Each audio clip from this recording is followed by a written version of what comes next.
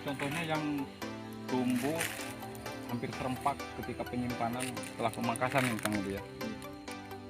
Nah, ini coba kita, karena yang membedakan ini yang lebih awal penyimpanan ya mungkin dari luasan.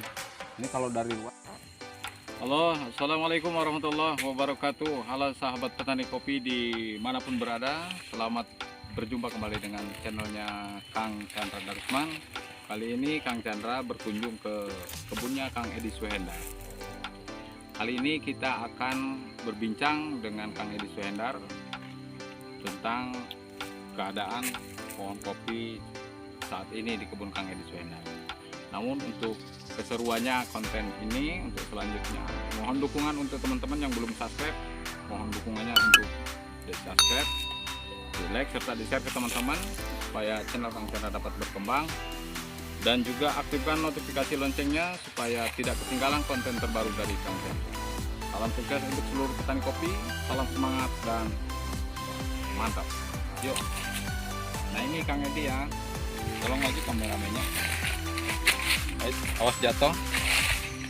Nah ini dari teman-teman banyak yang bertanya di kolom komentar, ada yang akunnya yang bernama Paman Doblang, ada yang juga temen yang chat langsung secara pribadi, dan tentunya yang dipertanyakan adalah masalah waktu penyimpanan bahan.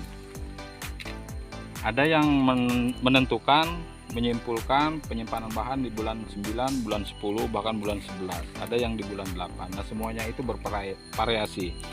Tentunya perbedaan-perbedaan itu sangat bagus untuk kita terus meneliti dan terus menggali yang terbaiknya seperti apa. Dan ini yang akan kita pertanyakan ke Kang Edi Suhendar. Ini Kang Edi kan sudah melakukan pemangkasan ya setelah panen. Yang kita lihat seperti ini, coba kameramen agak mendekat. Nah ini bahan ketika selesai pemangkasan kan ini tumbuh punya Kang Edi juga. Nah ini bagaimana, apa ada yang berasumsi katanya ini buang dulu, nanti kita tunggu tumbuh yang berikutnya untuk kita jadikan bahan. Ini Kang Edi masih ada, apakah ini mau disimpan atau mau dibuang? Kalau untuk cara saya sendiri ataupun cara PKM, cara penyimpanan bahan ya setelah pemangkasan seperti ini, tumbuh ini awal dan pertama tumbuh bahan setelah pemangkasan. Kalau saya pribadi ya langsung saya simpan, nggak saya buang lagi. Berarti sama dengan apa yang kita lakukan juga di kebun kita ya seperti itu. Tentunya ini khusus pertanyaan untuk Kang Edi, ketika kita melakukan penyimpanan bahan saat ini kan ada yang berasumsi ketika kita simpan dia akan menghasilkan buah selang. Apakah itu bisa terjadi atau tidak? Ya kalau untuk seperti bahan ini yang tumbuh-tumbuh besar ini kalaupun saya simpan nanti saya sortasi kurang lebih 2-3 bulan kemudian. Yang disebut selang itu ya kita harus menjelaskan secara detail yang selang itu seperti apa, kan seperti itu.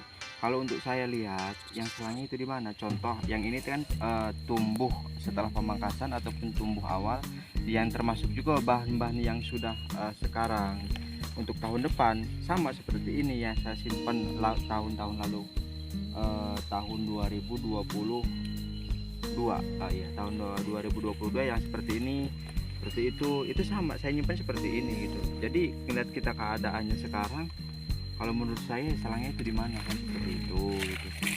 Adapun pula yang berkesimpulan mungkin ada yang dibuang dulu ya nggak apa-apa karena itu metode ataupun caranya masing-masing. Cuman kalau cara saya ataupun PKM ya setelah pemangkasan itu kita simpan bahan untuk menempatkan bahan itu untuk tahun berikutnya seperti itu. Adapun pula kalau kita telat memangkas, kalaupun memang itu bahan itu memang sempak, dia sudah waktunya tumbuh, ya kita simpan karena kita yang telat memangkas gitu. Bukan berarti walaupun itu sudah tumbuh kita taruh kita buang dulu ya, jangan juga gitu. Kita ngeliat keadaannya, kalau memang dia waktunya serempak tumbuh bani itu, kalau untuk saya pribadi itu sudah dinobatkan bahan untuk tahun berikutnya. Karena tahun ini saya metik juga seperti sebelum-sebelumnya, saya menyimpan bahan setelah pemangkasan ataupun bahan itu sudah waktunya tumbuh serempak, ya saya simpan gitu. Nanti kita tinggal sortasi, milih yang seperti apa dan yang bagaimana. Termasuk yang sekarang berbunga, sama saya nyimpan bahannya yang seperti ini setelah pemangkasan tumbuh bahan, nanti saya sortasi, kita pilih. Nah baru kita nobatkan bahan untuk berikutnya itu yang seperti apa, yang bagaimana kan gitu. Apakah kita mau nyari serempaknya yang 3 ruas semua ataupun yang 4 ruas semua, seperti itu. Nah, jadi buat teman-teman ya, itu jawaban dari Kang Edi Suhendar yang mudah-mudahan dapat memberikan pencerahan untuk teman-teman di luar sana, khususnya yang saat ini masih ada kebimbangan tentunya ini harus disimpan atau dibuang. Nah tentunya ada yang dibuang, ada yang disimpan. Namun untuk pola Kang Edi Suhendar ini, pola PKM ya, ini langsung disimpan. Dan penjelasan dari Kang Edi Suhendar tadi cukup jelas ya kalau menurut saya. Jadi ketika nanti usia di 2 bulan ataupun maksimalnya 3 bulan, lakukan sortasi dan cari yang terbaiknya, yang serempaknya seperti apa. Mungkin seperti itu Kang Edi ya. Nah buat teman-teman ya, mungkin yang dilakukan sortasi ataupun wiwilan yang disebut dengan tunas cacing yang makanya mengganggu seperti ini. Ini termasuk tunas cacing, kalau ini kan raja. Mungkin inilah yang kita harapkan seperti ini. Tapi ketika dia nanti tumbuh, mungkin yang tunas raja seperti ini dia mengarahnya keluar, mungkin ini yang kalah ya Kang Edi ya. Iya. Seperti itu. Nah untuk sementara ini kan tetap disimpan. Nah seperti itu. Kalau ini langsung kita buang, takutnya dia nggak tumbuh. Karena yang menumbuhkan ini bukan kita. Nah ini contohnya yang tumbuh hampir serempak ketika penyimpanan setelah pemangkasan nih Kang Edi ya. Iya. Ini coba kita, karena yang membedakan ini yang lebih awal penyimpanan ya mungkin dari ruas kan. Ini kalau dari ruas ini 1, 2, 3, 4, 5, 6, 7, 8, 9, 10, 11, 12, 13, 14, 15, 16, 17, 18, 19, 20. Nah itu sudah hamil. 20, 21, 22 nyampe di sini. Tapi itu mungkin musimnya paling akhir ya. Gak jauh beda. Yang ini juga lumayan. 1, 2, 3, 4, 5, 6, 7, 8, 9, 10, 11, 12, 13, 14, 15, 16, 17, 18, 19. Nah ini sudah hamil. 20. Ini terakhir. Ini posisi keadaan tahun kemarin, karena dia ada yang 17, ada yang 18. Ini kan keadaan buahnya juga kemarin ya agak lumayan, di situ lah dia pertumbuhan bahan agak rendah. Kalau posisi kurang, kita nyimpan bahannya setelah pemangkasan, baru dia tumbuh bahan serempak, kita simpan itu nyampe 20 sampai 21 ruas tubuh sari, apalagi pemupukannya stabil. Oke teman-teman, mantap ya. Ada satu poin aja, kalau masalah kita berbicara salang, saya nggak bilang istilahnya apa ya, intinya gini, kita sama-sama satu tujuan untuk meningkatkan produksi. Cuman kalau untuk saya satu poinnya, kalaupun yang namanya selang ataupun seumat, contoh seperti ini hal wajar, ada yang seperti ini, ada pun yang sedang mau mekar, itu hal wajar. Kita nggak bisa harus rata semua, itu nggak bisa, itu faktor alam, itu juga karakter kopi gitu loh. Tapi nanti kita bisa lihat ketika yang ini sudah merah, yang ini sudah tua, itu kan bisa diurus kita waktu pas pemangkasan. Jadi kalaupun kita bisa bilang selang, itu selang yang seperti apa, nah seperti itu. Kecuali memang dia waktunya belum berbunga ataupun sudah bunga duluan gitu, ataupun sekarang dia sudah berbunga serempak sampai bunga rayanya sudah habis, dia baru berbunga. Nah mungkin itu bisa dibilang yang disebut selang. Nah seperti itu tinggal kita mensiasati. Cuman kalau yang seperti ini, kalau menurut saya pribadi, ada yang lagi berbunga walaupun satu dahan, ada yang sudah mata yuyu, itu bukan selang, itu karakter dan itu jenisnya memang masih jenis kopinya masing-masing.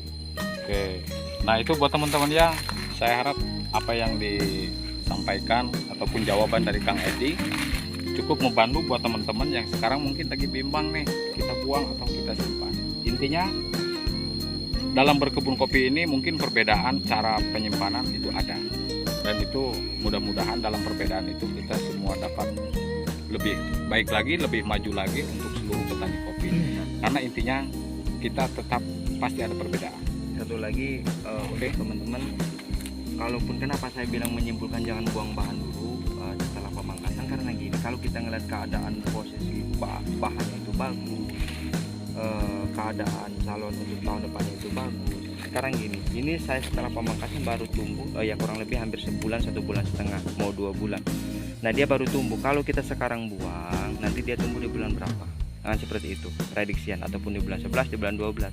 Yang kita khawatirkan di bulan 12 itu nutrisi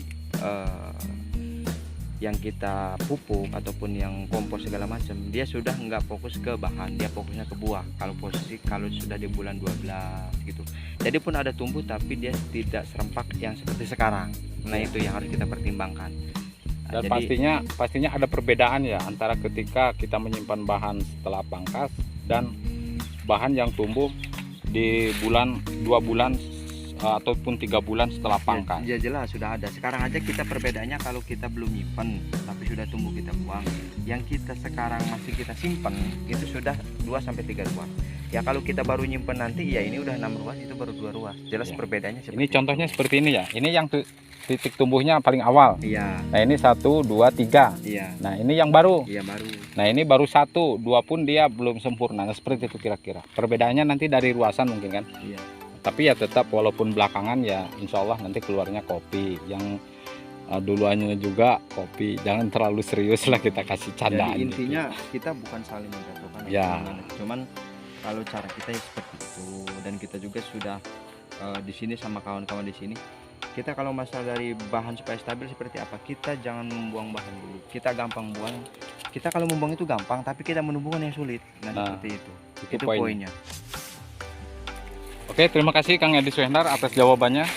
Tentunya buat teman-teman ya, untuk masalah tadi kita kupas lagi. Masalah perbedaan itu pasti ada, tapi berbeda boleh, ribut jangan.